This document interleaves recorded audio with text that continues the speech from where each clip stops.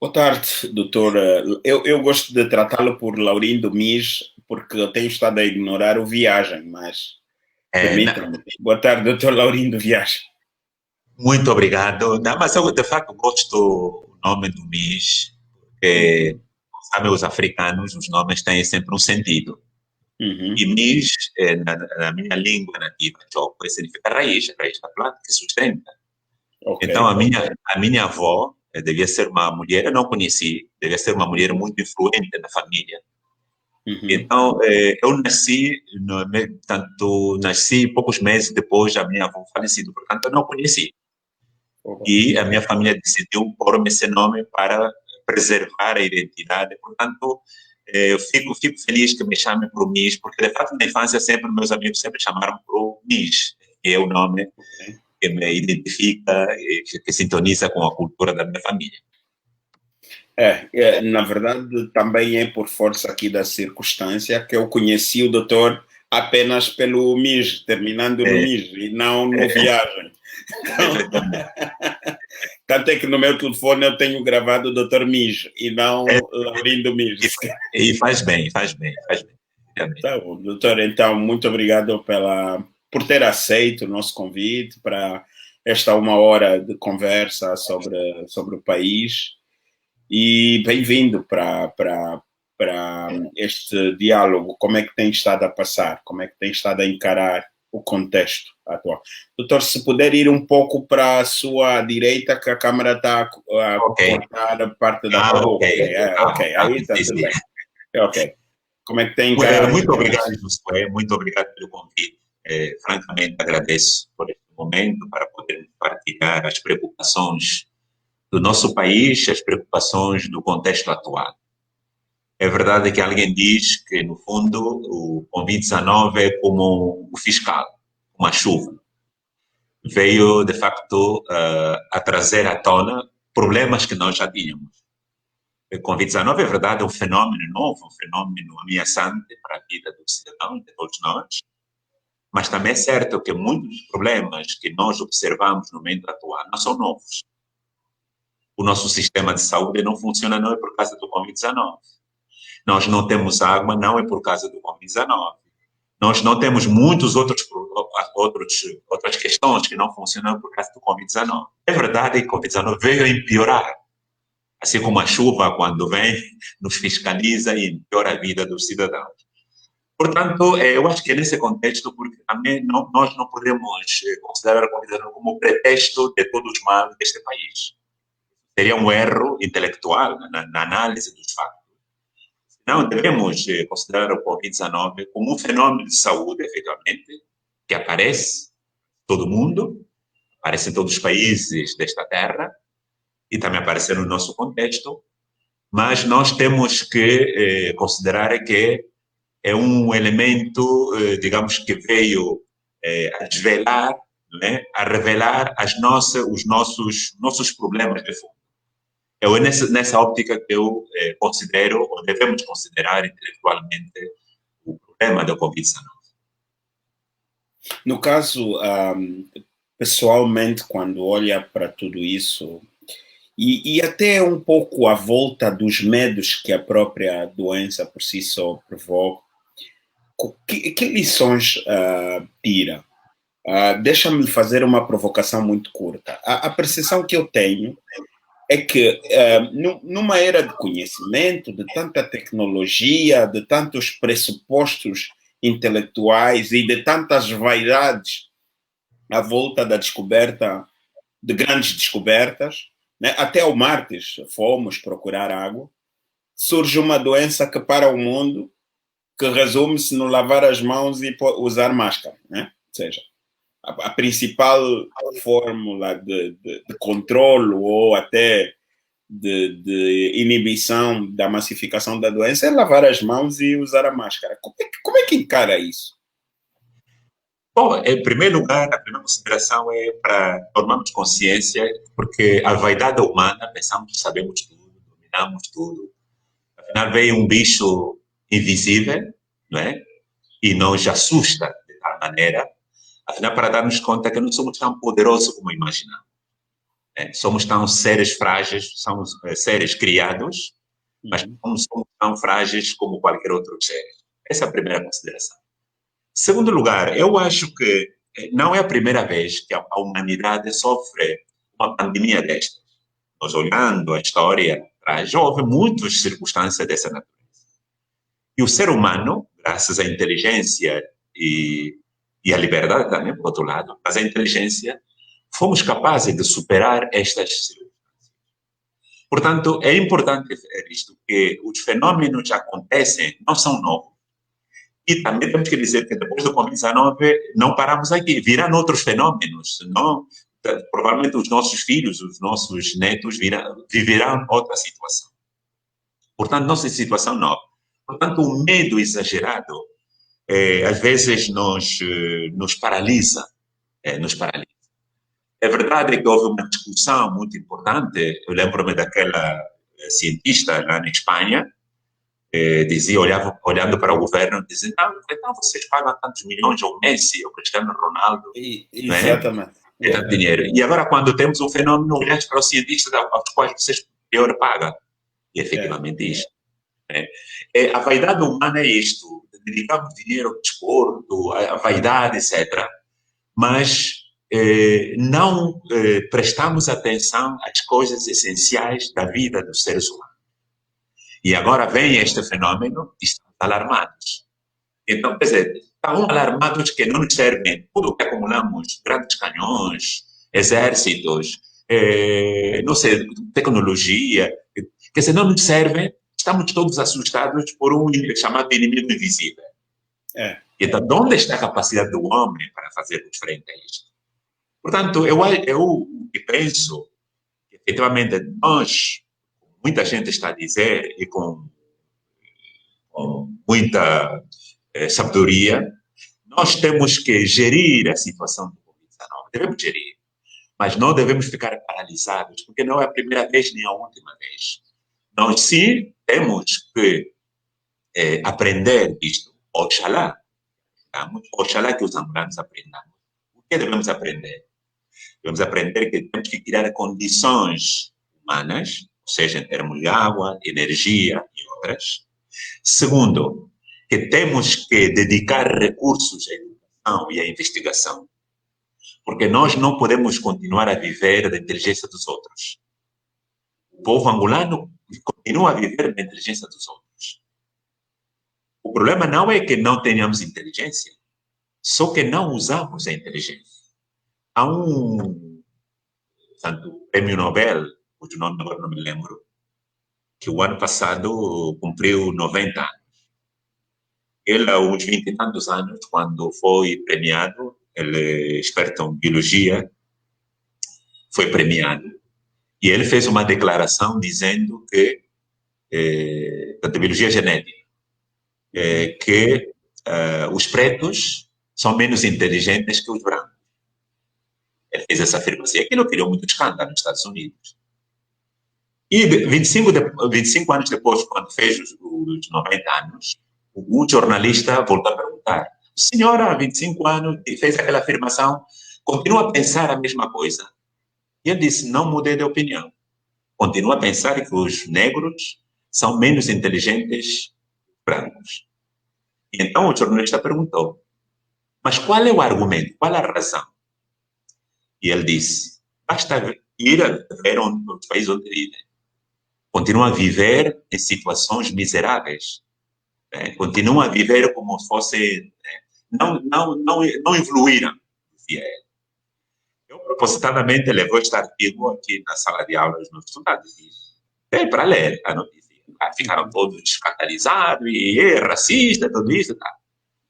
Depois de todo esse barulho, eu disse: mas nós vamos a pensar uma coisa. É verdade que são palavras que pode ser racista. Sim. Racista. Mas vamos a pensar um pouco o transfundo do que está a dizer. O problema do que está a dizer é que não é tanto se nós temos ou não a inteligência biológica, a inteligência analítica. O que ele está a dizer é o uso da inteligência para o nosso desenvolvimento. Sim. E nesse sentido, se nós olharmos bem, mesmo que o discurso seja racista, Mas há alguma razão que está aí. O problema é que em África nós temos sérias dificuldades de usarmos a inteligência que Deus deu a todos os povos ao serviço do nosso desenvolvimento. Então, é isto que está a acontecer. Porque nós não somos capazes de continuar a pensar que a educação e a investigação têm que estar no centro se nós queremos um desenvolvimento. E então, preferimos importar, né? Importar até a partir das matérias-primas que são nossas, como o petróleo, temos que importar depois o resultado final. Então, é isto que o Covid-19 veio a trazer-nos como aprendizagem. Se nós não aprendermos disso, realmente estaremos dando razão àquele racista, entre aspas, que disse que nós somos menos inteligentes. Se nós não aprendemos dessa experiência do Covid-19, realmente, provavelmente temos que admitir que ele tem razão. Doutor, essa questão da aprendizagem, mesmo sob o ponto de vista filosófico, ela não se impõe. A aprendizagem é um ato, ou seja, ela decorre do usufruto da liberdade, é por livre arbítrio. Ou seja, se nós partimos do princípio de que a Covid vai nos impor a aprendizagem, ela por si só não vai acontecer, ela terá de acontecer quando as pessoas sentirem-se com vontade de aprender. Para um homem que lida com ética profissional, que lida com ética e tecnologia, que lida com ética e organizações, acredita na forma como observa as nossas organizações, que está aí um ambiente propício para que o livre-arbítrio abra espaço para a aprendizagem? É boa pergunta. Repare, Josué, o Senhor Criador, para os que somos crentes, deu-nos duas dádivas fundamentais: inteligência e liberdade. Deu-nos inteligência para sermos co-criadores. Graças à nossa inteligência, somos capazes de inventar estes artefactos tecnológicos e agora nós estamos digamos, geograficamente em sítios diferentes, mas podemos comunicar. Isso é fruto da inteligência. Mas, ao mesmo tempo, temos a capacidade para escolhermos as opções de vida, para decidirmos o que queremos fazer com a vida. E essa é a dimensão moral. Né? Portanto, Deus deu-nos o Criador, mesmo para aquele que não crê, mas seja o que for, o homem possui essas duas dádivas, inteligência e liberdade. E é através da liberdade que nós decidimos se queremos isto ou queremos aquilo. Se queremos o bem ou queremos o mal. Há um pensador grego, Sócrates, afirmou que tanto a maldade é fruto do desconhecimento. Ou seja, na opinião dele, aqueles que faziam mal é porque desconheciam o que é o mal e o que é o bem. Afirmação que hoje em dia não podemos aceitar, porque há muitas pessoas que conhecem, sabem e não fazem o bem, não fazem o mal. Ou seja, que a razão do bem e do mal depende do nosso livre-arbítrio, depende da nossa liberdade. Portanto, por isso a aprendizagem das coisas tem que nascer da vontade de querer fazer. Há um outro pensador da Idade Média, Tomás de Aquino. Tomás de Aquino tem uma frase muito lapidária quando ele define, portanto, para ele, a justiça, sobretudo, é caridade. Né? Ele diz, o que é caridade? Diz ele que a caridade é daqueles que amam bem. A caridade ou a justiça é daqueles que amam bem e têm o propósito de querer fazer o bem. Repare esta frase. Ter o propósito de querer fazer o bem. Ou seja, que a primeira coisa para nós aprendermos é o propósito. É o propósito de querer aprender, é o propósito de querer fazer o bem. Por isso, Josué, quando se pergunta, as pessoas dizem assim, mas então, os nossos governantes, muitos estudaram nas universidades europeias, conhecem o mundo, viajam, etc, etc. Por que não fazem, por que não imitam aquilo que vem lá fora? Por que não fazem a mesma coisa? Essa é a pergunta que as pessoas fazem. E muitas vezes os alunos perguntam isto. Eu digo, o fato de estudar lá fora, o fato de viajar pelo mundo fora, o fato de conhecer não é suficiente, senão um propósito de querer fazer o bem. Tem que haver vontade de querer mudar. Tem que haver vontade de querer mudar as circunstâncias. Também a aprendizagem depende da vontade. Portanto, efetivamente, tem toda a razão. O Covid-19 pode passar. Oxalá que passe quanto antes. Mas se não houver um propósito, como dizia Tomás de Aquino, se não houver propósito de querer fazer o bem, o Covid-19 vai passar e nós continuaremos na mesma circunstância. Portanto, a aprendizagem depende da vontade, depende da nossa liberdade por amarmos o bem e querermos fazer o bem. Só assim conseguiremos. De outra forma... Doutor, toca num ponto que é dos pontos que mais me inquieta. E às vezes tenho alguma dificuldade de exteriorizá-lo, porque sou automaticamente abafado por uma resposta muito simples. O sistema é culpado. Nós estamos numa letargia, se quisermos, numa anestesia mental, a tal ponto de que o propósito de querer fazer o bem tem sido substituído pelo aquele princípio latino do primo vivere. Eu via em tempos no Jornal de Angola uma chamada de atenção que até nós reclamamos todos que 8.500 kwanzas não eram valores suficientes para darmos às famílias, não é? E o Jornal de Angola faz uma denúncia que até para os 8.500 há famílias falsas, há desvios, ou seja, estamos aqui num nível de corrupção sistémica tal que hoje nós temos dificuldade de confiar nas pessoas. Até uma pessoa amiga contratou um pedreiro, explicou-lhe a condição de vida que está, o risco que sofre, e o pedreiro roubou-lhe 8 sacos de cimento. Mas depois as pessoas dizem que não há emprego, não há... Como é que se motiva a sociedade a construir esse propósito de se querer fazer o bem? Porque alguém tem que despoletar isso nas pessoas. Se estivéssemos na igreja era fazer oração, né? Um jejum das causas impossíveis, uma sessão de descarrego. Do ponto de vista social, como é que se desperta as pessoas para este propósito? Bom, é uma pergunta muito importante. Aqui entra outra vez a educação.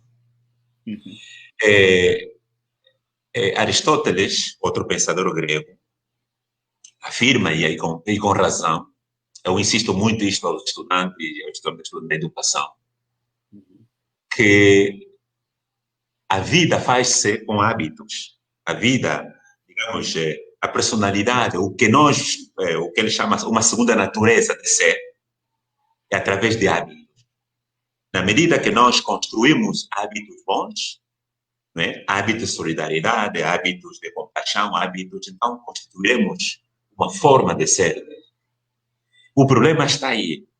Evidentemente, nós, os angolanos, por circunstâncias diversas que podemos analisar, fomos construindo um país vulnerável. Porque, de facto, eu tenho dito, quando se diz que o ambiente econômico de Angola não é favorável para o investimento estrangeiro. Se nós formos analisar qual é o fator que incide no mau ambiente, tanto as leis podem ser mudadas, né, e outros procedimentos. Mas a razão fundamental do mau ambiente é a questão da honestidade. O problema da honestidade. Nós temos grandes problemas de honestidade.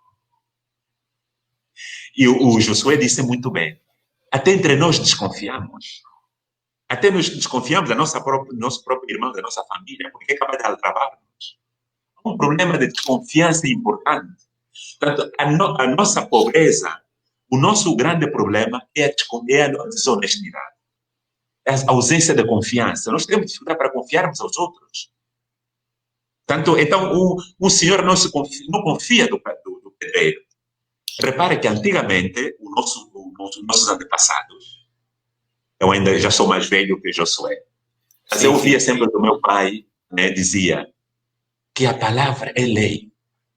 Foi assim que o povo bando nos educou. Eu sou daquela geração que ainda aprendia no Jota, no Django, onde nos ensinava que a palavra do homem é lei.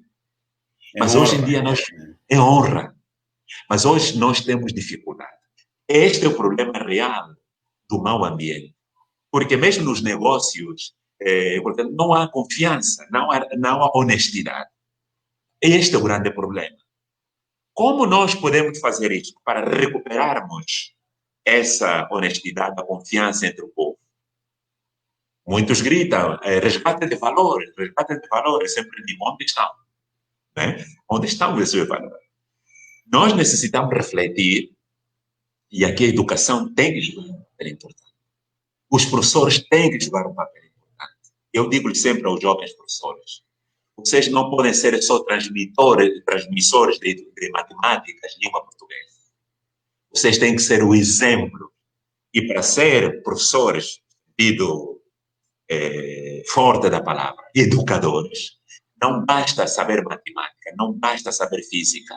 Vocês têm que ser o exemplo. Vocês têm que transmitir a vida. De fato, a pedagogia diz, você tem que saber fazer e saber ser e estar. Então, esse último aspecto, ser e estar, é isto que falta.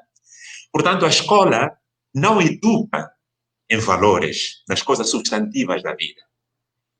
Instrui através das matemáticas, da física, da química, tudo isto. Mas não, digamos que, não ajuda as pessoas a fazer a vida humana, a vida social. Através de valores, através do exemplo. Nós temos, Josué, são um dos grandes problemas que nós temos aqui, que carecemos de modelos. Eu muitas vezes, quando se discute, eu digo assim a alguns colegas, digo, os nossos jovens fazem aquilo que vem dos mais velhos.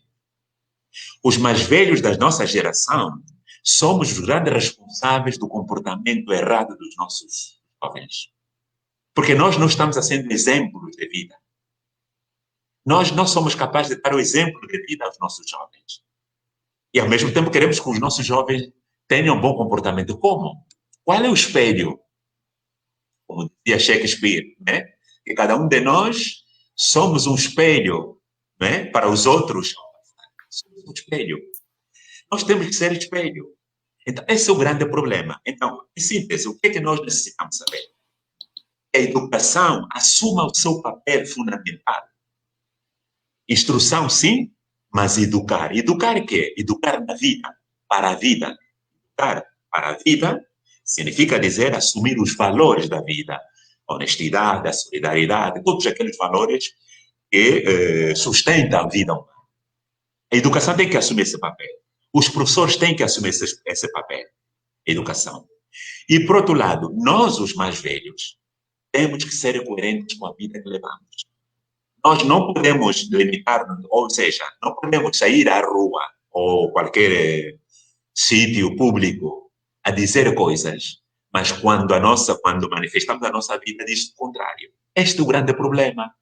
Claro, é por isso, durante muito tempo, os jovens angolanos, viram como os mais velhos tiravam dinheiro daqui, faziam festas, Então, os jovens, o que querem fazer? Ser como os mais velhos fizeram, ter muito dinheiro, ter muitas mulheres, ter muitos carros. É isso que eles viram toda a vida. Este é o grande problema. Por isso, nós necessitamos refletir, necessitamos voltar para trás. Necessitamos começar com as gerações jovens da escola e as famílias, para nós, paulatinamente, irmos construindo uma nova sociedade. Alguém diz, e eu acredito, que a nossa geração é uma geração perdida. De alguma forma, eu acredito. Nossa geração é uma geração perdida. Porque nós temos dificuldade de sermos exemplos para os nossos jovens. Então, por isso, nós agora temos que trabalhar para as gerações vindouras. Um pensador, Hans Jonas, que eu explico muito aos alunos, ele diz, a responsabilidade não é a responsabilidade só do presente. Nós temos a responsabilidade com o presente, mas temos a responsabilidade com o futuro, com as gerações vindouras. Por isso, Laudato Si diz assim, que tipo de mundo, que tipo de humanidade deixaremos às gerações vindouras? Uma pergunta muito forte, Josué. Que geração? Quer dizer, eu tenho 59 anos, quando olho para os meus netos, os meus filhos, quer dizer, essa pergunta, que geração vamos deixar aos nossos jovens? Como vamos ser recordados quando nós não estivermos neste mundo? Que teremos sido mais velhos que ajudamos realmente eles a encontrar, a trilhar um caminho de honestidade, um caminho de honradez, um caminho de solidariedade? Ou somos mais velhos que o único que pensamos quando passar bem, fazer festa, exibir que temos aquilo, temos muitas mulheres? O que estamos a mostrar, a ensinar aos nossos jovens? Então, Estamos numa esta é a crise questão. de liderança, doutor. Estamos numa clara crise de liderança Sem social. dúvida, sem dúvida. Isto é claríssimo. Porque o líder, a palavra como tu sabe, o líder é aquele que mostra o caminho. Né? A palavra líder é isto, é aquele que mostra o caminho. E a pergunta que se nos coloca é esta. A nós como professores, a nós como políticos, a nós como pais, a nós como adultos, qual é o papel de liderança que estamos a assumir? Qual é o caminho que estamos a mostrar? Esta é a pergunta. Nós temos que ser autocríticos. Eu tenho procurado fazer esta autocrítica e digo muitas vezes aos jovens, não imitem as condutas dos mais velhos. Não servem para nada. Portanto, isso estão a arruinar o vosso futuro. Portanto, em síntese, eu acho que o que nós temos que fazer, olhando para o futuro, se nós assumimos a responsabilidade do futuro, se nós queremos deixar uma herança, uma cultura, uma nova geração, temos que começar a trabalhar hoje, não amanhã. Portanto, a educação para mim é fundamental, tem que jogar um papel importante. A escola, as universidades, temos que jogar, nós que estamos nas universidades, temos que jogar esse papel importante no trabalho com a consciência dos nossos jovens. O problema da consciência, esse grande, está ligado à liberdade. Portanto, se não há consciência, se não houver um tribunal de consciência, se nós não sentirmos remorso de que aquilo que fizermos estiver mal, sentimos remorso. Se nós não formos capazes de sentir remorso pelas coisas má que fizemos, não há solução. Temos o tribunal da consciência tem que interpelar-nos, tem que dizer que isso está mal, isso está bem. Então, nós, os professores, no ensino de base, no ensino superior, temos que insistir, temos que trabalhar nisto. Além de ensinar a economia, além de ensinar a física, além de ensinar qualquer outra matéria da nossa especialidade. Também temos que introduzir valores. Isto é a forma de nós recuperarmos, ou se queres, como se diz, resgatarmos os valores que muito se diz, mas muitas vezes é um discurso vazio, mas nós olhamos para as pessoas que reclamam resgate dos valores e qual é a vida dessas pessoas que reclamam os resgate dos valores? O que transmite? O que ensina? O que mostra? Portanto, por isso, Josué, eu acho que o meu apelo, sobretudo neste caso, é a educação, sem a qual nós não temos como criar hábitos sãos, hábitos de pessoas honestas, hábitos de pessoas generosas, solidárias, que ajudem uns aos outros e que sejamos criativos. Porque, efetivamente, como dizia Josué, nós todos estamos à espera que o Estado e os alunos digam, vocês são habituados a indicar o dedo. E esquecem que também há outros dedos que nos indicam para nós. E eu digo-lhe sempre ao estudante, digo, em vez de dizer o ministro tal, o governo tal, está bem que critiquemos. Mas para termos a razão moral da nossa crítica, nós temos que dizer, em primeiro lugar, e eu, Laurindo, e eu, Antônio, qual é o meu papel? O que faço? Qual é o meu contributo? O professor Karnal diz que num diálogo, ele tem uma frase que, por sinal, até andou durante muito tempo nas redes sociais. Ele diz que não acredita em governo corrupto, sociedade honesta, nem em sociedade corrupta, em governo honesto. Tem de existir honestidade da sociedade para que haja um governo honesto e tem de existir um governo honesto para que haja uma sociedade honesta. Mas ainda assim, doutor, e neste pensamento, o doutor falou de propósito, e eu subscrevo, mas há uma outra palavra que também vem ao de cima, a preferência. E por que eu trago aqui a questão da preferência? Doutor, o caminho que me leva para uma universidade, por exemplo, não reconhecida, eu mesmo que me levaria para uma universidade reconhecida como é a Universidade Católica, onde o senhor é secretário-geral. Mas eu prefiro fugir o rigor da Universidade Católica pensando numa universidade falsa. O mesmo falaria da cábula. Os meus estudantes às vezes perguntam, mas professor José, será que tu nunca cabulaste? Eu digo, se eu disser que não, serei mentiroso. Mas há muitos anos, depois de ter percebido na história da minha vida que não tinha herança financeira, não tinha grandes propriedades e que o emprego seria a única solução para o sucesso da minha vida, olhei para a cábula como horror. Cultivei a repugnância em relação à cábula. Por que nós, sabendo que somos pobres, não temos heranças, ainda assim decidimos sempre optar por aqueles caminhos que nos encurtam do ponto de vista do sucesso, em vez de optarmos, em vez de preferirmos? Porque, ok, não há mais velhos, há muitos mais velhos que não são referências, mas há muitos, como o Dr. Laurindo, que é para mim uma referência, e está aí. Por que eu não prefiro seguir o Dr. Laurindo em detrimento daquele mais velho, sem juízo, corrupto, prostituto, que vive para além das suas possibilidades? Isso aí, como é que chamaríamos isso? Como é que nós chegamos a esse ponto? Na minha análise, é verdade que eu vivi muito tempo fora, mas Doutor Mige, se faz favor, perdoe-me só. Aqui, um dos nossos seguidores, Nuno Correia, diz que é Jamie Watson, distinguido como o Prêmio Nobel da Medicina em 1962. Só para ajudar o doutor, por causa do nome que esqueceu-se. Obrigado. Sim, sim. Obrigado. Obrigado. Sim, perfeitamente. Sim, perfeitamente. Sim. Portanto, eu tenho dito, eu sempre digo aos estudantes, eu nasci num quimbo, numa aldeia, né? Eu devo sempre estudar, brinco com eles, vocês são do asfalto, eu sou do capim, sou da aldeia.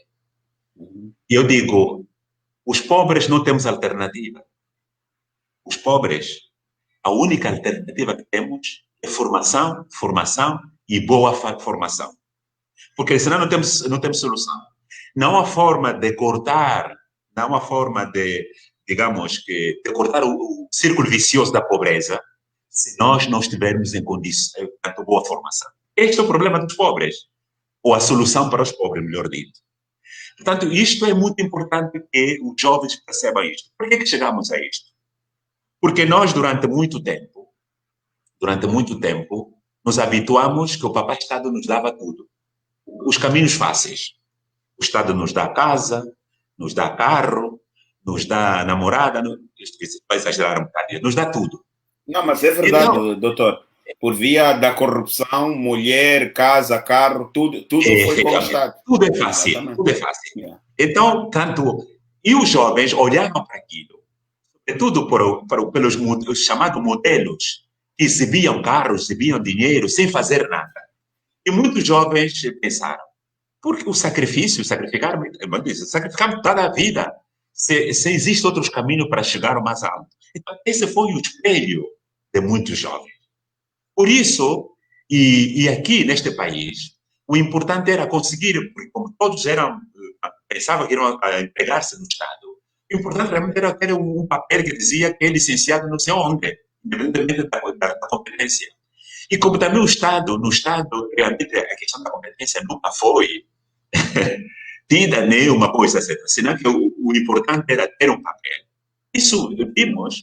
Então, isto fez que na cabeça dos jovens se formatasse uma ideia de que era mais fácil, digamos, esses contornos para chegar rapidamente aos objetivos e não aquele esforço, né, que nós aprendemos.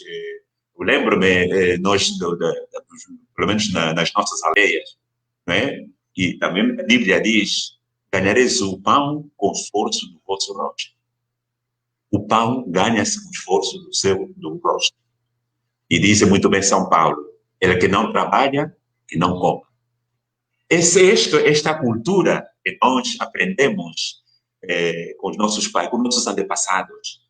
Eu lembro meu pai madrugava para ir a, né, tínhamos vacas, essa madrugava, as pessoas trabalhava para conseguirmos. E com aquele dinheiro nos compravam vacas, isso para irmos à escola.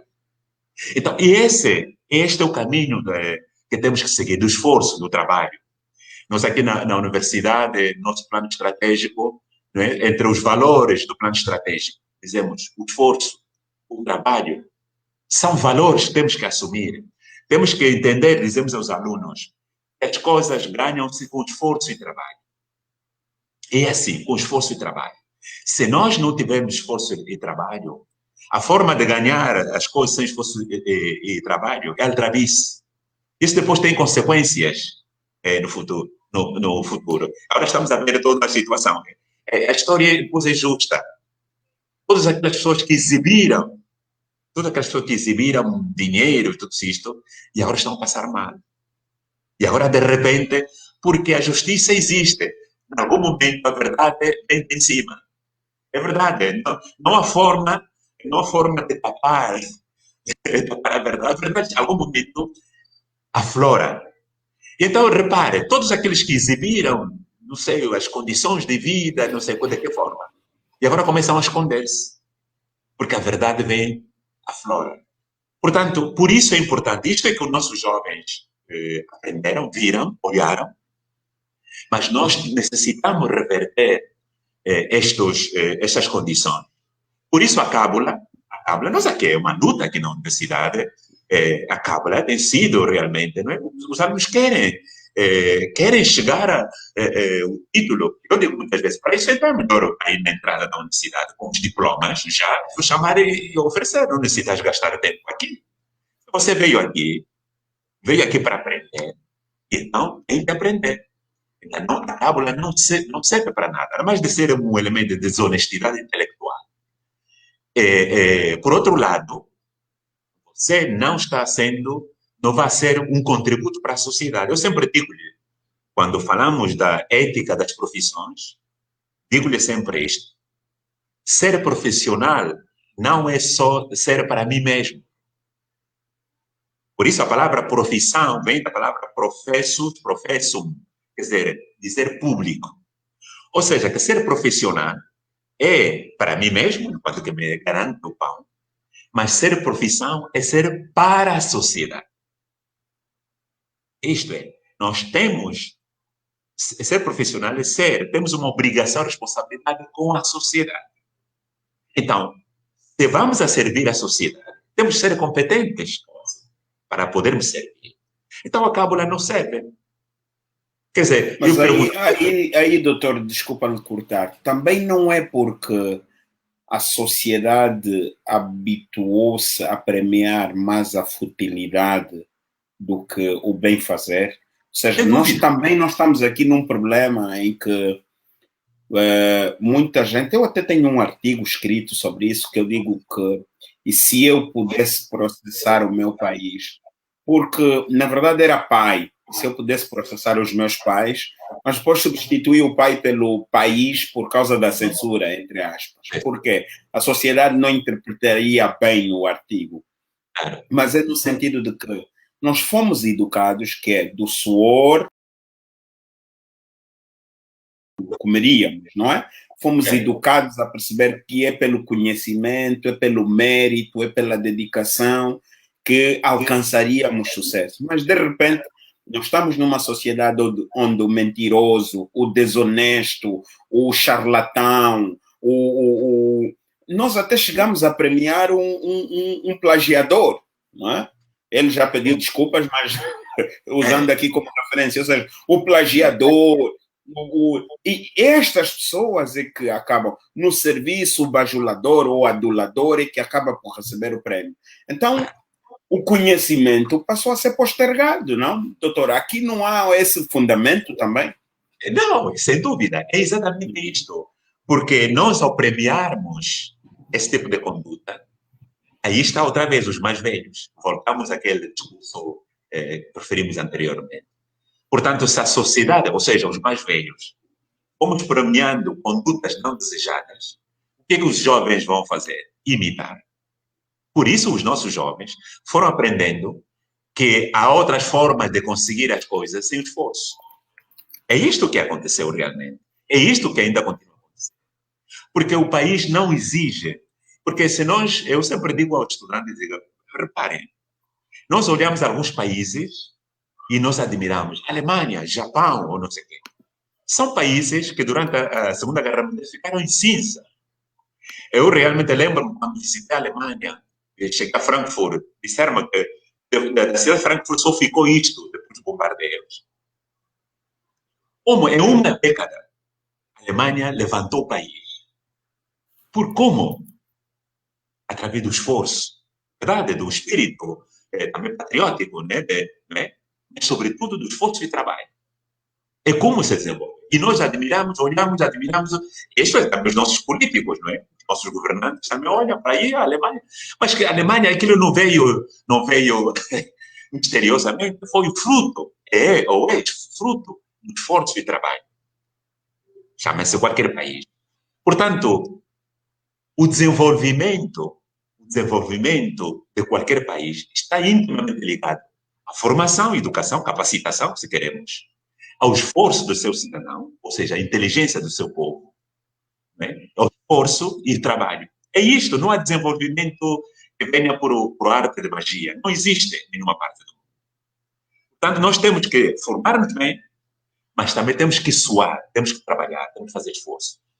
Sim, conseguiremos os benefícios individuais, os benefícios familiares e os benefícios coletivos de toda a sociedade. Só assim, desta forma.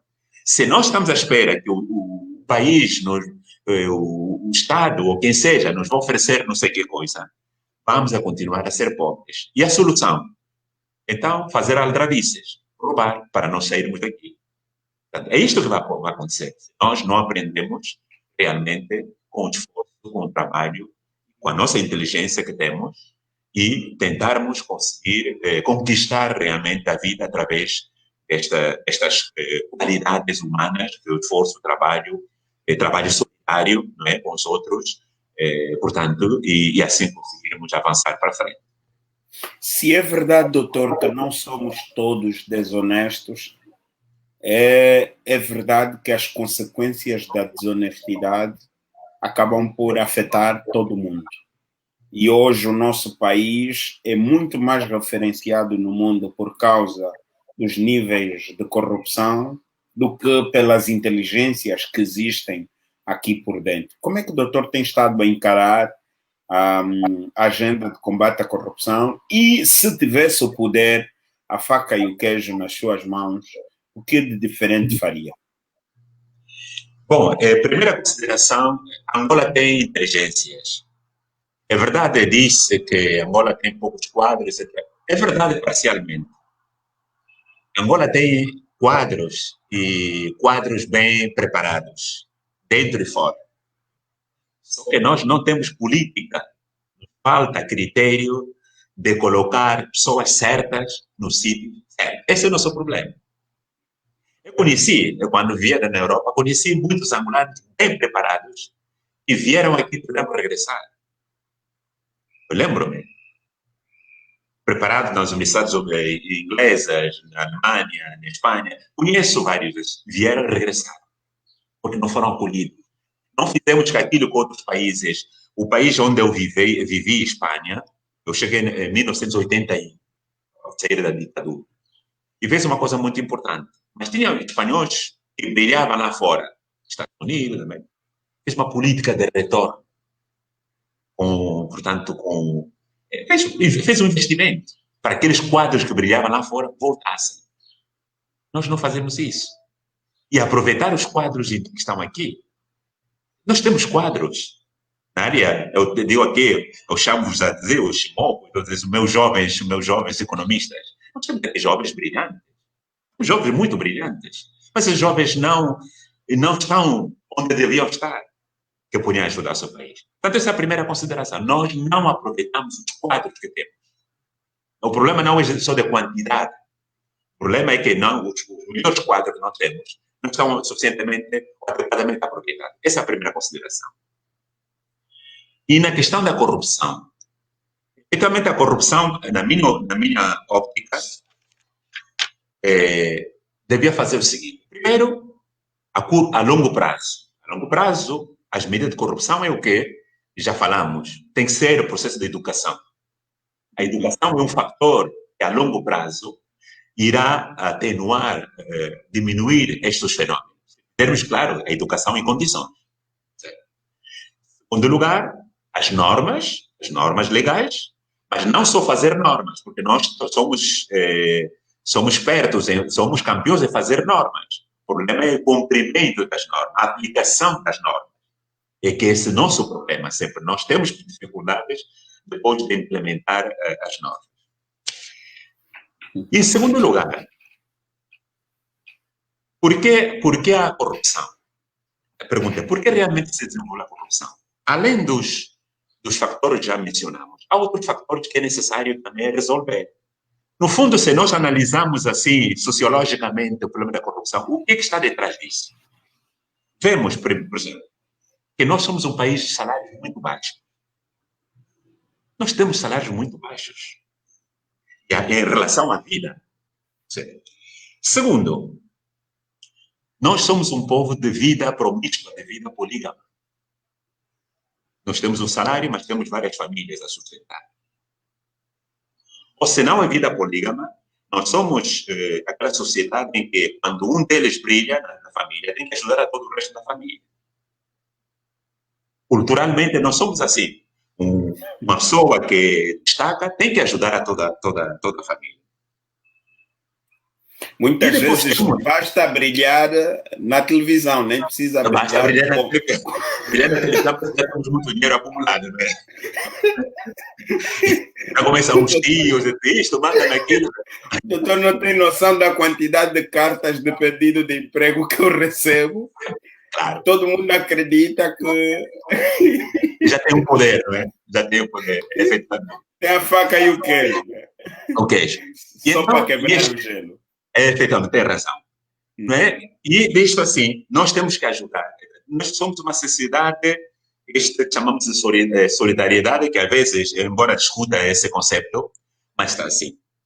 Depois há outro elemento, também os angolanos temos da vaidade. O angolano é muito vaidoso. Gostamos de mostrar que temos isto, temos aquilo, temos isto. No fundo, é que está na base da corrupção.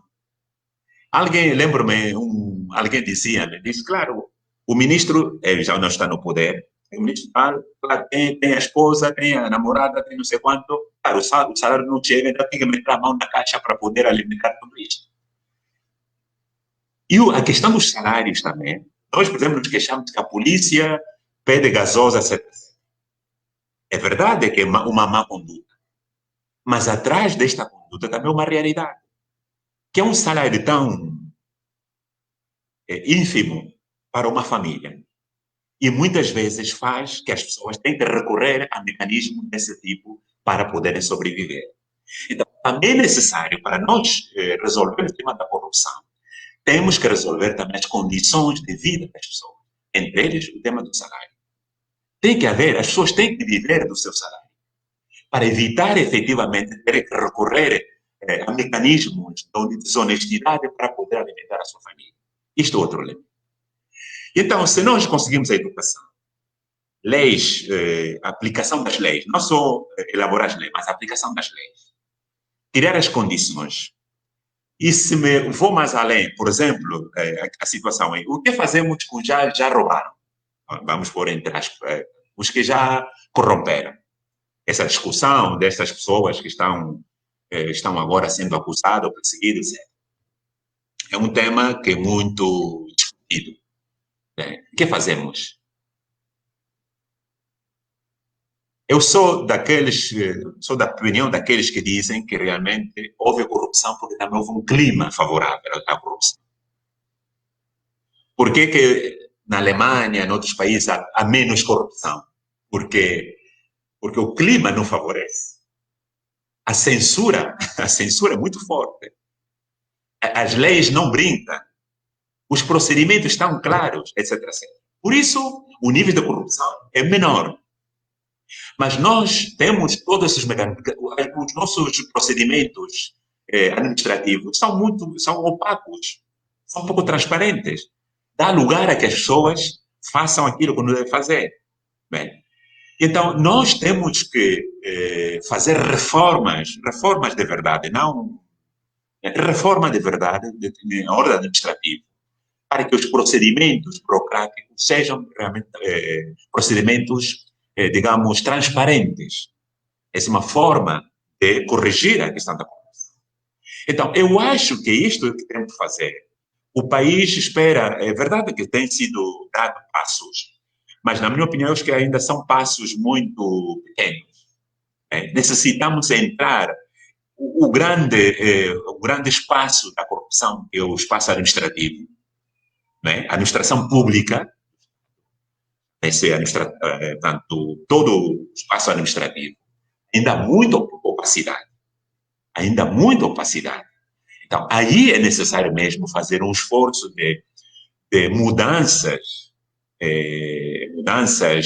digamos, de procedimentos administrativos, trazer a transparência, tanto na gestão da coisa pública. Só assim, o problema, depois, pouco a pouco, iremos conseguindo eliminar a corrupção que está na população. Efetivamente, a afirmação desse professor é claro. Hoje em dia a gente percebe que a corrupção não está só na administração. Quer dizer, a corrupção está em toda a esfera da nossa vida. É triste, mas é assim. Todo mundo, quer dizer, mesmo o vendedor, mesmo etc., todo mundo quer aproveitar-se da sua posição para aldrabar. Este é o problema da confiança. Né? Eu tive essa experiência quando eu cheguei. Eu fui para abrir conta, que a Universidade Católica pediu-me para abrir conta no BFA aqui. E eu não sabia, e disseram-me, olha, o senhor tem que fazer, como chama esse documento fiscal, né? O número de contribuinte. O número de contribuinte. Uhum. E onde está? E disseram, não, sabe, eu vivia no Quina X, portanto, é só cruzar essa rua aí, aí uma agência. Uhum. E lá, o jovem que me atendeu, disse, mostra o seu bilhete. Entregou o bilhete. O jovem olhou, e afinal, olha, disse, pai, temos um problema. Veja que o senhor é da província. Digo, sim, sou da província. Assim, disse, temos um problema. O senhor terá que ir, não sei aonde, a São Paulo, depois tem que ir a não sei aonde. Claro, eu não conhecia apenas Luanda, acaba de chegar. E eu comecei a assustar, mas aonde tenho que ir? E assim. E então, o senhor, vai ser muito complicado. E então eu disse, o que tem que fazer? E ele disse-me assim, a não ser que o pai faça alguma coisa. E aí eu entendi a mensagem. Uhum. Ele disse, então o que tem que fazer? O que se supõe que tem que fazer? O pai já sabe alguma coisa. Não. Diga-me exatamente o que tem que fazer, porque eu quero resolver, quero abrir uma conta urgente. O que tem que fazer? Uhum. O pai podia dar-me um valor, disse-me lá, 5.000. E nesse momento eu pensei, claro, entrei em um conflito comigo mesmo, o que fazer? E eu disse, não tinha, quer dizer, eu apenas conhecia Luanda. Ele disse, eu disse, mas o jovem disse, olha, jovem, você aproveita-se de que eu, de facto, sou provinciano, como muito bem diz, não conheço Luanda, não conheço os procedimentos. Essa é a primeira coisa. Segundo lugar, eu tenho urgência de abrir esta conta. Então, não tenho alternativa. Não conheço ninguém para ajudar. Mas te vou dar esse dinheiro que me pede por esta razão. Mas, por outro lado, saiba que isso tem um nome, disse assim. Isso se chama roubo. Pai, não diga assim. Não tem outro nome. Isso chama-se roubo. Então, quando disse, ele disse, então, pai, dá-me só então 2.000. Tá bem? Assim foi. Foi o primeiro batismo que eu tive aqui em Luanda. Isso para dizer o quê? Que, afinal, funcionar numa administração, em vez de ser solidário, eu que acabo de chegar, e sou ignorante no procedimento de Luanda, em vez de ser solidário comigo para ajudar-me, então vi uma oportunidade de fazer dinheiro. É isso que acontece. Por isso a corrupção estendeu-se em todas as áreas da vida administrativa, social. Porque cada angolano pensa que nesse posto é uma oportunidade. Assim como os ministros, quando chegam ao ministério, né, a primeira decisão que tomam é criar uma empresa.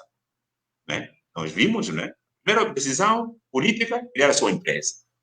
Mas também os funcionários, quando são contratados ou quando acedem a um posto de trabalho, a primeira coisa diz, aqui é o meu sítio. Né? Afinal, o cabrito come, né, onde está amarrado. Onde está amarrado. Né? Essa é uma extensão interpretativa do suor comerás, quer dizer, o cabrito come onde está amarrado. Efetivamente. Né? Isso penetrou tanto na mente, na consciência das pessoas. Então, isto por isso, a questão da corrupção não é uma questão que vamos superar dentro de 4 dias. Isso vai exigir gerações. Mas para que consigamos superar, temos que começar a trabalhar hoje. Mas aqui no caso, doutora Níger, há 3 questões que se levantam, 2 das quais digo por inspiração dos nossos seguidores. A primeira questão que se coloca é o argumento de que nós somos corruptos porque a sociedade é assim, porque as lideranças são assim, porque o sistema político é assim, porque também não fazem diferente, não é um subterfúgio. Ou seja, eu, Josué, estou a condicionar a minha forma de ser em detrimento do ser dos outros. Não, eu posso decidir ser diferente. Eu entrei na educação como professor numa era em que a educação era... Educação do ponto de vista de sistema e corrupção eram almas gêmeas. Claro. No entanto, os meus estudantes, os meus antigos alunos estão aí, hoje já são professores e muitos dos quais são referências profissionais, nenhum deles tem registro algum de alguma cobrança minha. Antes, porém, contar-lhe aqui uma cena muito pequena, eu fui professor no Bom Jesus e a filha do administrador municipal faltou-me respeito na escola, né? Durante a aula, eu peguei-a, levei até a casa de professores e comecei a mostrar-lhe a casa, a sala que nós tínhamos, a cozinha e o quarto, e eu perguntava, aqui tem alguma coisa que o seu pai é que ofereceu ou que te pertence? Não. Aqui tem? Não. Então, por favor, se eu não dependo de si, significa que nós temos limites. Escola é escola, a administração do seu pai é a administração do seu pai. E ponto final. Se é só para nós, e mais, só vais assistir minha aula quando seu pai chegar. E fiquei conhecido por ter mandado o administrador municipal para a escola, e quando ele chegou, tratei-o como cidadão, como pai encarregado de educação de uma aluna mal educada. Então, é uma questão de preferência. Eu podia ter medo, estávamos numa zona rural, e o administrador era o comissário político e estávamos num período de guerra, mas eu posicionei-me como professor. Repito, essa questão de ser corrupto é também uma questão de preferência. De escolha. É claro, de escolha. Nós temos sempre aquelas opções da obrigatoriedade que o doutor disse que estava a sofrer e precisava abrir a conta. Mas ainda assim, decidir ser um ministro corrupto, decidir ser um professor corrupto, um diretor de escola corrupto, acaba por ser uma questão de escolha. É uma escolha. Não há dúvida. Não há dúvida. Neste país, apesar, é verdade que o clima que respiramos parece, etc. Mas há muitas pessoas honestas. Josué e eu conhecemos muitas pessoas honestas. E bem honestas, que fazem sacrifício. Ou seja, que o ser humano tem capacidade. Por isso, falamos a princípio da inteligência e liberdade. A liberdade é a escolha. De escolher o que está bem e o que está mal. Portanto, ainda existem muitas pessoas neste país que têm consciência moral, consciência daquilo que está bem e daquilo que está mal, sabe distinguir. É uma das coisas importantes, que ainda sentimos remorso de que fazer o que está mal realmente não está bem, não dormimos. Portanto, a pessoa, mas por isso é necessário que nós optemos por esta vida. Isso significa, tem custo também. Né? Exatamente. Porque as pessoas dizem que não, ou às vezes, aqui na Universidade da Pós-Graduação, no curso de pós-graduação, do curso de pós-graduação pedagógica para a universidade, eu sou professor de ética, temos discutido isso na sala de aula. E alguns professores da universidade dizem, não, mas às vezes, claro, se não fazem, depois os colegas, digo, essa é a questão. A pressão, muitas vezes preferimos a pressão, quer dizer, usamos o pretexto da pressão social, para nos eu digo, posicionar. mas então vamos fazer o seguinte, se todos nós precisamos, vamos tirar ao rio, nos tiramos, então. Yeah. Não nos tiraríamos. Eu optaria, se alguns se tiram ao rio, eu digo, não, eu fico fora. Então, pela mesma razão que seria capaz de optar por um caminho diferente dos outros, também podemos optar. Portanto, o pretexto de que porque os outros, depois os outros criticam, etc., é simples pretexto. Nós temos, ou devemos ter a capacidade moral de dizer isto sim, isto não. Este é o problema que nos falta. A objeção de consciência aqui, não é? Objeção de consciência. Nós termos uma consciência clara de que há coisas, o que está mal, está mal, está bem, está... O problema qual é? Josué, o grande problema deste país é que nós, tudo isto que fomos vivendo, criamos aquilo que chama uma consciência laxa, uma consciência débil. Nós agora temos dificuldade para distinguir o bem e o mal. Parece que o bem e o mal é a mesma coisa. As pessoas têm dificuldade de distinguir o que está bem e o que está mal. E então relativizamos. Isto depende, dizemos, isso depende. O relativismo agora está muito presente. Depende. Se você estivesse no meu lugar. Não. Então, se nós queremos construir, queremos mudar a consciência. E outra coisa, depois existe a falância da mudança. A falância da mudança, os psicólogos dizem, nós sempre estamos à espera que sejam os outros a mudar. Isso tem que mudar. Não é? E como os atores chamam a falância da mudança. Por quê? Porque nós estamos à espera que são os outros que têm que mudar. Sim. Mas a mudança também começa por mim. Sim. Eu tenho que escolher o que é correto, o que é incorreto. Depois, pelo menos para dar uma razão moral de dizer ao outro que está mal. Claro, se eu não mudo, com que autoridade moral eu aponto o dedo ao outro? E aí, doutor, o doutor chega na segunda questão ainda em torno do que o doutor disse, que é a questão da vida social, a crise que nós temos. É verdade que, do ponto de vista econômico, nós temos um consumo de muito baixa qualidade. Isso tem a ver com o que ganhamos, isso tem a ver com o custo de vida. Mas, doutor, o nosso custo de vida é também explicado por um nível de especulação muito alta. Sem dúvida. Ou seja, vamos lá olhar para a corrupção. O polícia corrompe porque precisa corromper o professor para pôr o seu filho na escola. Claro. O polícia corrompe porque precisa corromper o enfermeiro para dar saúde à sua família. O professor corrompe porque precisa andar sem cartas de condução. O taxista paga a corrupção porque precisa compensar a sua desonestidade na condução. Ou seja, nós também temos aqui uma bola de neve de desonestidade que mesmo que o que ganhasse, sei lá, se agora se definir um salário mínimo equivalente a $500, nós só vamos alargar a base da especulação. Como é que se corrige isso, doutor? Porque se é verdade que o salário é causa, ele também é um efeito. É um efeito, não, sem dúvida. Por isso eu dizia que nós temos um círculo vicioso criado, um sistema criado. E romper é uma cultura, digamos, a cultura das organizações. Então, uma cultura social. Aliás, as pessoas dizem, você não faz isso porque você é estúpido, é burro. Né? Quem não faz isto é estúpido. Quer dizer, está na mente das pessoas que não fazer isto, você, nomeado ministro, não faz isto, não aproveita as oportunidades.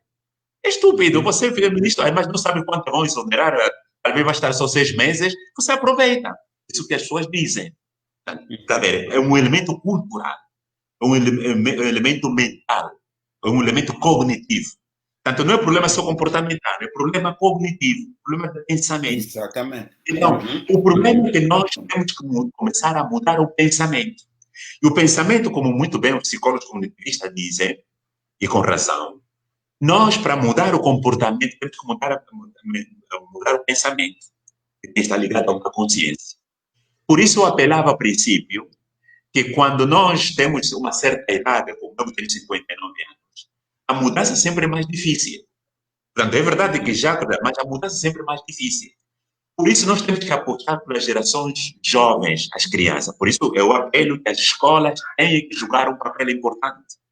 Porque para salvaguardarmos as gerações vindouras, Porque é Ok. na idade das crianças que nós podemos ir preparando um pensamento, um estilo de pensamento diferente para Uhum, criar uma nova consciência de cidadão.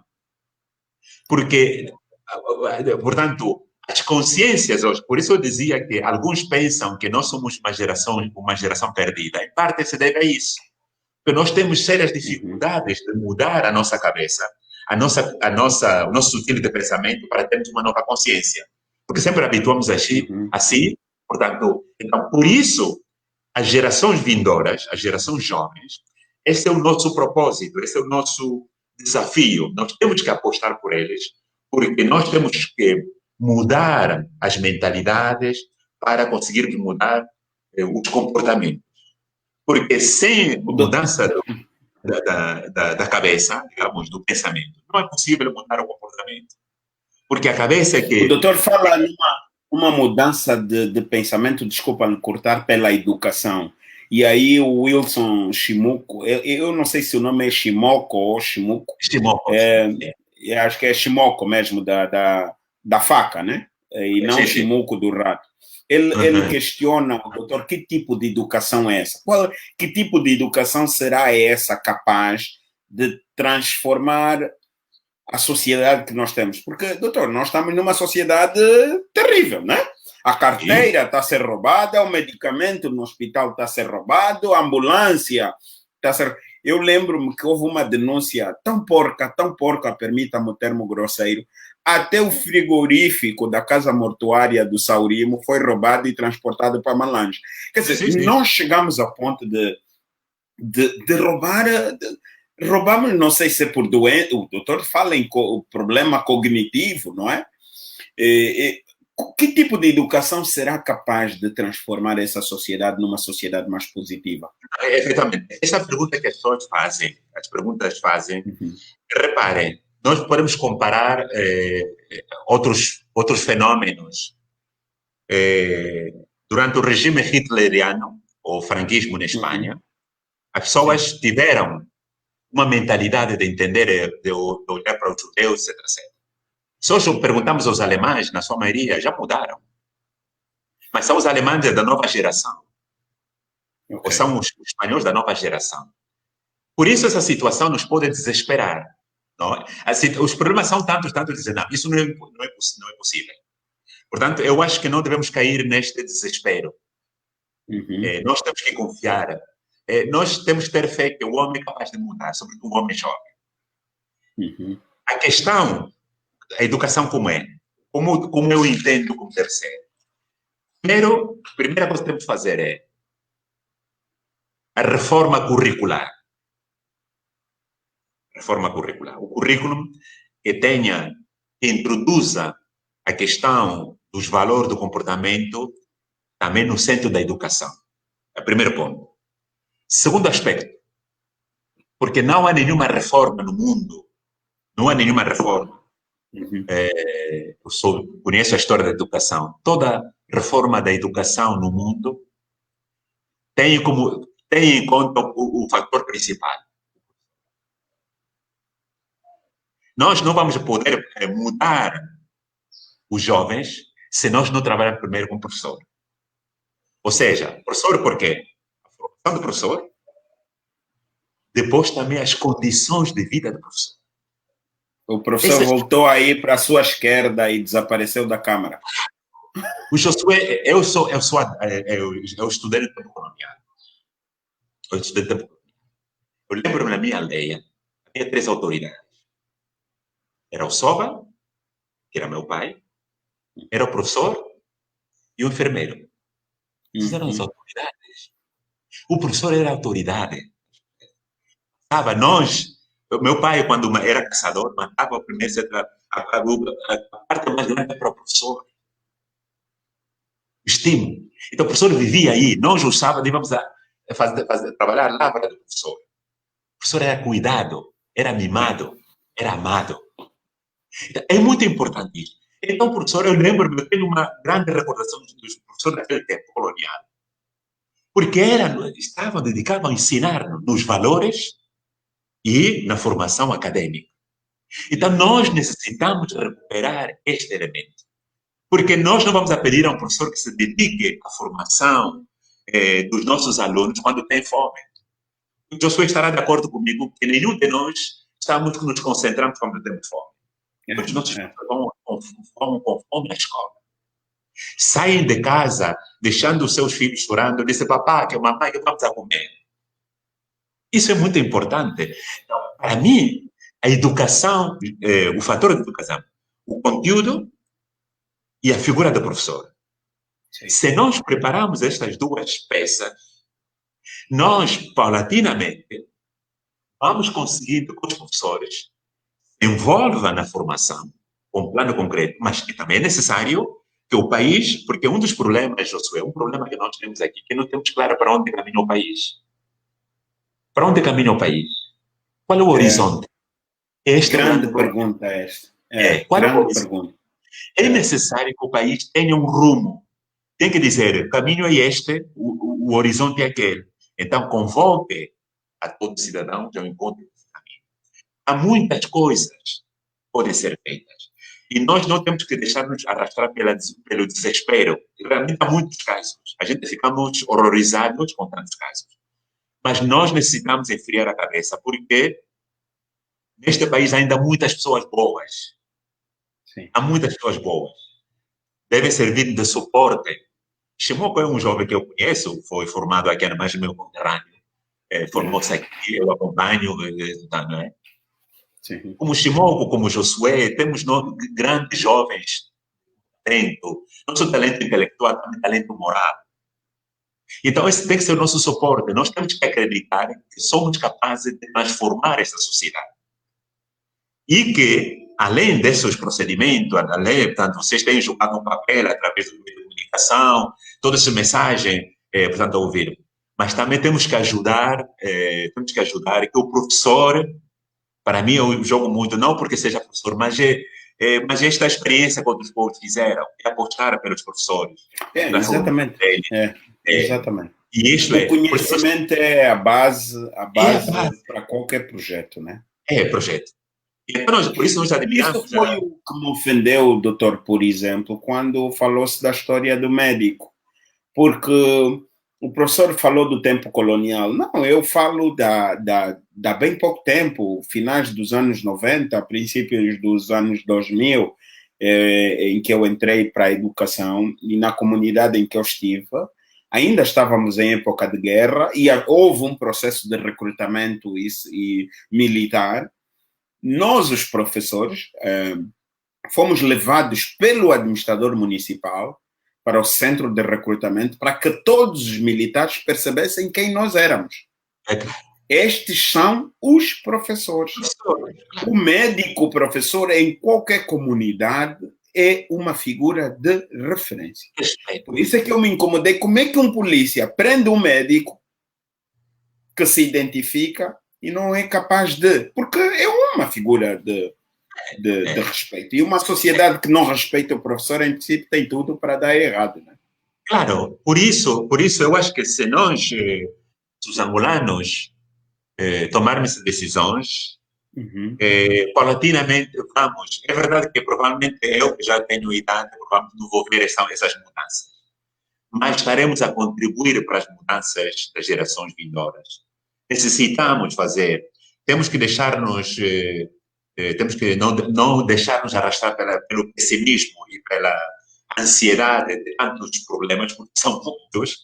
Temos que apoiar-nos nas coisas boas que temos. Temos pessoas boas e temos projetos bons. E com a nossa oração, com esse esforço que estamos fazendo, e se nós vamos apelando, eu dedico a dar formação aos professores de base, portanto, me convidam. Ontem mesmo estive numa escola aqui em São Marcos, hoje, sexta-feira. Né? E sobre tudo isto, insistindo muito, é porque eu noto os professores estão desesperados. Os nossos professores realmente que têm que fazer quilômetros a pé ou de certa para ir até a escola. As condições onde as pessoas vivem, os professores. Nós é muito difícil nós pedirmos às pessoas que vivem constrangimentos sociais de tal magnitude. Ao mesmo tempo, pensarmos que tem que fazer milagres. Por isso, nós temos que apelar ao Estado, se nos puder ouvir, temos que apelar ao Estado que o professor, se nós não cuidarmos do professor, a educação está em causa. Repare, Josué, o ano antepassado, eu tinha sido chamado lá na Cidade Alta a uma reunião, convidado um secretário de Estado que se vai discutir a reforma do ensino primário. Eu cheguei lá, por certo, eram todos secretários de Estado, de todos os ministérios. Eu era o único estranho naquele evento. Então, lá começaram a falar, o problema estava a discutir se o parlamento tinha que aumentar o orçamento ou não do ensino primário, todas essas coisas. Pediram ao parlamento porque o senhor presidente prometeu na campanha eleitoral, era o discurso. Falaram, não, temos que dizer X, tem comentário, vamos discutir isto. E, a dada altura, lembra-se que eu estava aí, era a minha palavra. Eu só fiz duas perguntas.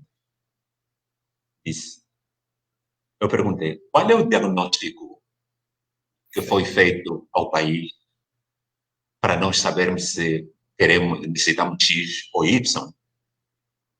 O secretário de Estado, naquele momento, já foi exonerado, e disse, não, mas isso depois será feito. Digo, sim. Assim, eu digo, então como vamos a saber o que é prioritário, o que é urgente?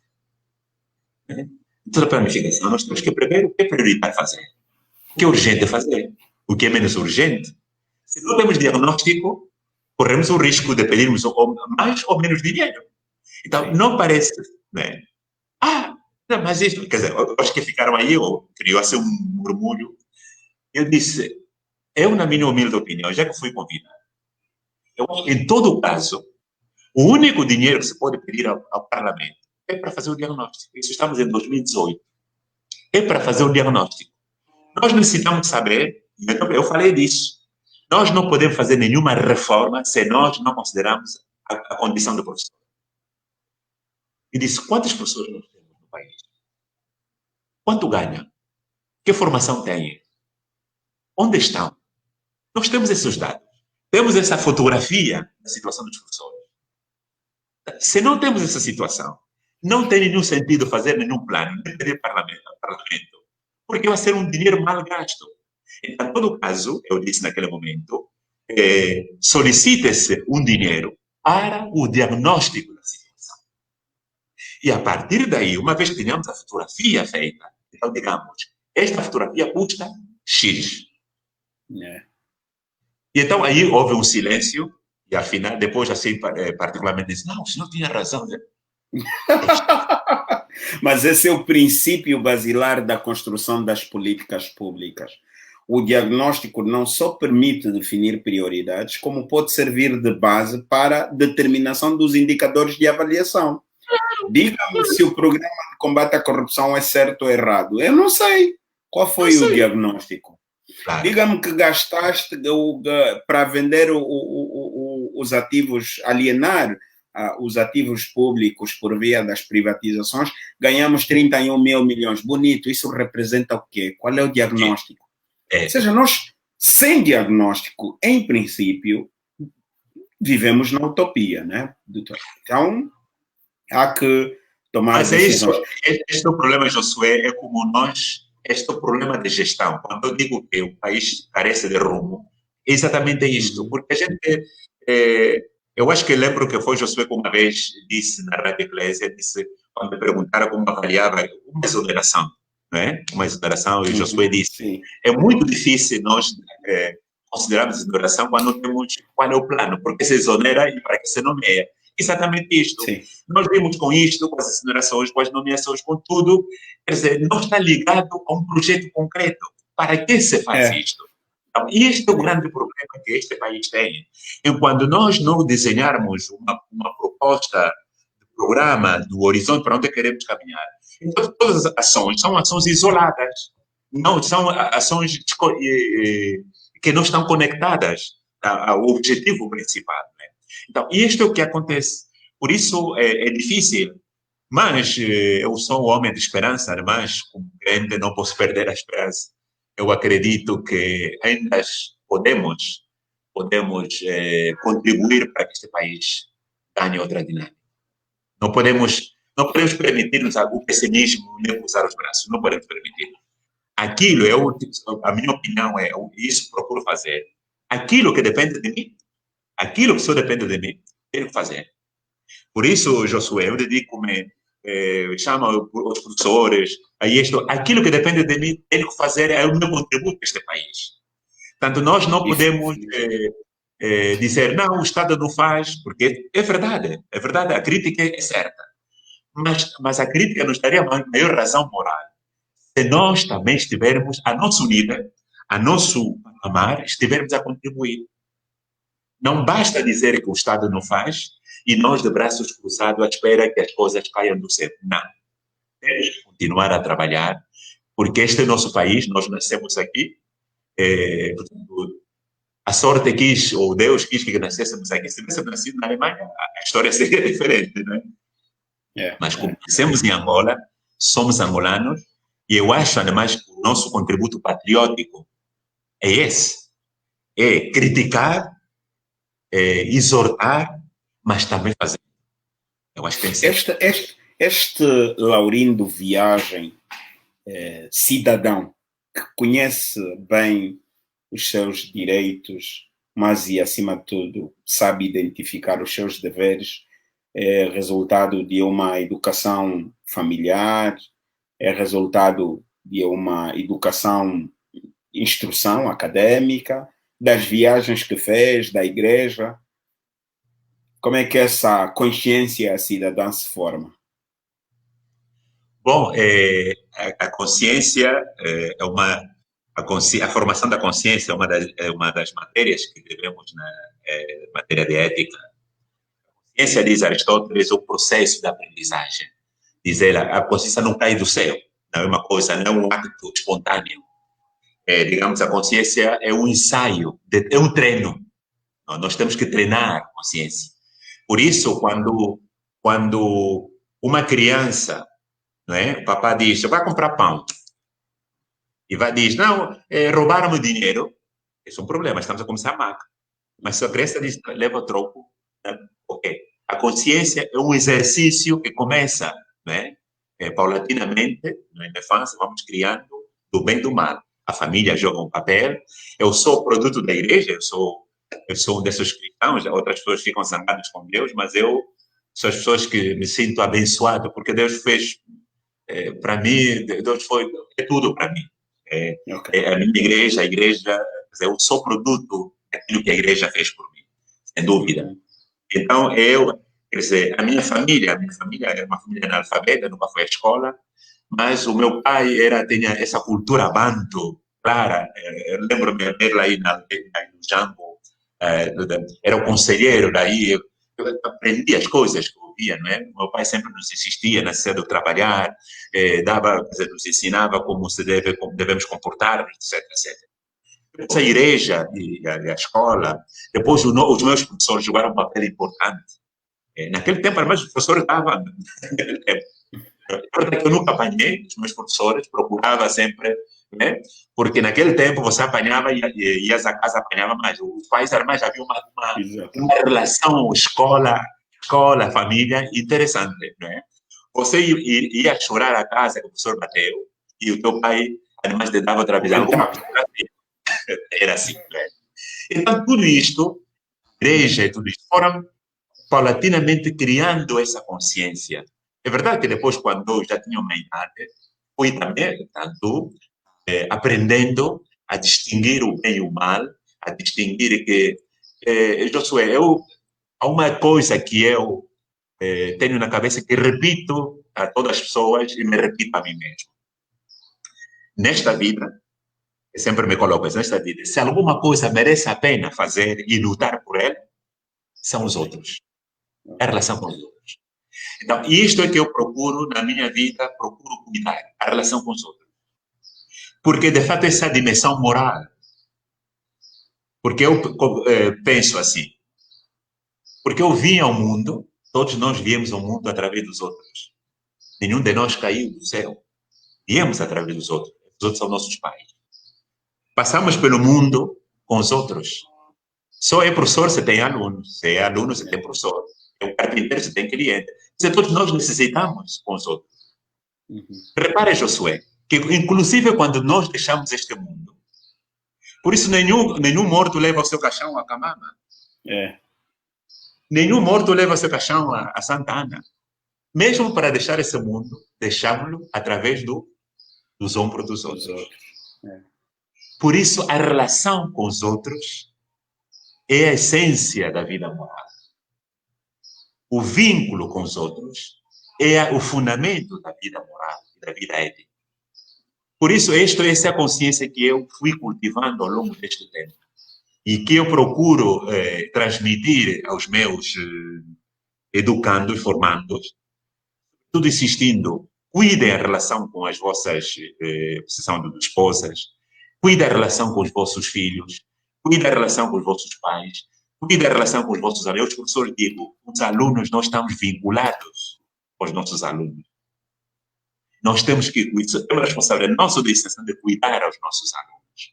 Então, e este é verdade, depois eu sou um ser que falha muito, comete, né? 70 vezes 7, como diz a Bíblia, mas quando eu procuro guiar a minha vida, tenho sempre isto no horizonte, os outros, respeito aos outros, cuidar dos outros, amar os outros, isso merece, porque graças aos outros vi o mundo, graças aos outros passo pela vida no mundo, e graças aos outros partirei desta vida para outra vida. Portanto, este é assim como se formou a minha consciência. Muito obrigado, doutor. E a nossa fé é que essa consciência continue, principalmente por causa do caráter que tem. Partilha o seu valor. E eu tenho estado a beber desta partilha várias vezes e, acima de tudo, por essa relação que se constrói, eu agradeço todos os dias que recebi de si o conselho certo. Eu desejo muito sucesso profissional. Para quem só nos está a seguir agora, eu conversei com o Dr. Laurindo Mige Viagem. Eu prefiro tratá-lo por Laurindo Mige. E ele já disse que o Mige representa a raiz, o começo da vida. E por isso se sente honrado também em ser tratado assim. Ele tem funções dentro da Universidade Católica, mas é, acima de tudo, um dirigente que passa muito da sua experiência a nível da ética para diferentes organizações e para diferentes grupos. No caso, o professor Mige dá aula de ética profissional na Faculdade de Economia e ética e tecnologia na Faculdade de Direito, tudo da Universidade Católica. Doutor, eu tive o cuidado de estender a nossa conversa para mais 15 minutos, mas para o bem do país e do mundo. Peço desculpas esse roubo do seu tempo, sem lhe ter avisado, mas a conversa estava muito boa e eu não podia cortar-lhe. Não, eu que estou agradecido. Não, eu estava preparado, a minha família já estava avisada, já conversamos ontem que iria dedicar este tempo. Portanto, eles autorizaram-me, portanto, para estar consigo nesta conversa. Só corrigir aí, portanto, não a Faculdade de Economia, mas na Faculdade de Educação. Sim. Faculdade de Educação e Faculdade de Direito. Obrigado. Faculdade de Engenharia. Faculdade de Engenharia. Educação e Engenharia, sim. É isto, portanto. Eu acho que é uma grande contribuição que o Josué está a fazer. E este é eu sou teu seguidor na rádio, na televisão, te acompanho, porque há uns jovens talentosos deste país que eu procuro seguir, assim, o Shimoku, alguns mais, o Benja, tanto participo nos seus, aprendo muito. Eu acho que vocês são uma geração, além do talento intelectual, tem esse talento moral. Porque há poucos jovens, vocês são o reflexo, esse é o espelho que todo jovem tem que olhar. E fazem bem, porque isto é um bem que faz este país. Outros jovens têm que olhar. Eu ouço aqui, há muitos estudantes que nos seguem, nos acompanham, comentam, né? Vimos o doutor Gelunduro e todo isso. Eu conheço.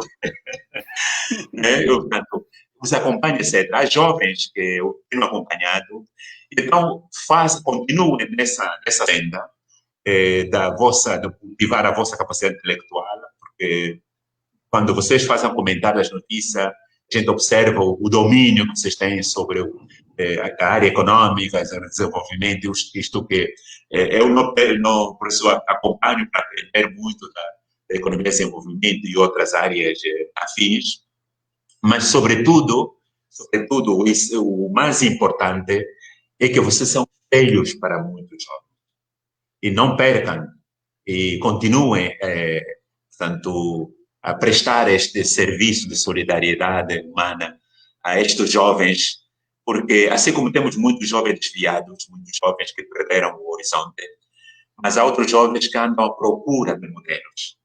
E neste país não há muitos modelos. Ao contrário, os modelos que estamos são modelos negativos, são modelos que não ajudam, são modelos exibicionistas, não é aquilo que diga o caminho fácil para chegar não sei aonde. Mas modelo do esforço, modelo do trabalho, da honestidade, da criatividade, há poucos. Portanto, Josué, Shimoku e outros, Benja e outros que conhecemos, são esses jovens, são mesmo os nossos talentos angolanos, e que oxalá que as autoridades deste país saibam aproveitar esses talentos, coloquem pessoas certas, porque os adultos, os mais velhos já temos cabelo branco, já podemos descansar um bocadinho, já demos. Mas agora tem que colocar a vossa geração à frente para que este país... Assim que estou muito obrigado por este momento, por esta ocasião de podermos conversar e desejo tudo de melhor e, sobretudo, que Deus Nosso Senhor que lhe abençoe toda a vida e para sempre. Também desejo também ao seu pai, sei que estão a passar um momento, um abraço de solidariedade, Deus lhe reconforte, é um momento difícil, mas com certeza vamos confiar e as coisas vão bem. Muito obrigado, professor. Obrigado mesmo. O sentimento é recíproco. Desejar muito bom trabalho para si. Tenho plena certeza que a nossa conversa foi inspiradora para muitos jovens. Eu, de coração, gostei. Quero aproveitar a oportunidade para agradecer o Henriques, Ngolome, o Lussati, o Wilson Shimoku, o professor José Otávio Serra Vandunen, o Domingos Martinho, o Manuel Domba, a Luciana Ferreira, o Eduardo Costa, a Graciete Japão. Olha, são vários, que espero não esquecer ninguém dos que deixaram comentário, mas para além dos comentários tem também muitas outras pessoas que seguiram, a Judy Costa também, que esteve presente, o Abel Wongombe, professor, são várias pessoas Rubem Ramos, que estiveram do outro lado a nos assistir ao longo desta apresentação, Nuno Correia, o Yuri Kachama, Carlos Pinto, a professora Bibiana de Souza, e então o Yordanov, são pessoas que assistiram-nos em direto. Aqueles que eu não citei, peço desculpas, mas bem-vindos. Foi assim mais um diálogo sobre o projeto de desenvolvimento do país, numa visão até 2050. O professor Mige hoje concentrou sua abordagem em questões éticas e o papel das lideranças na construção de uma sociedade mais justa e pensar que projeto de país queremos ter para o futuro pode ser um primeiro ponto, se quisermos, o ponto de partida para tudo o resto. Mais uma vez, professor, muito obrigado.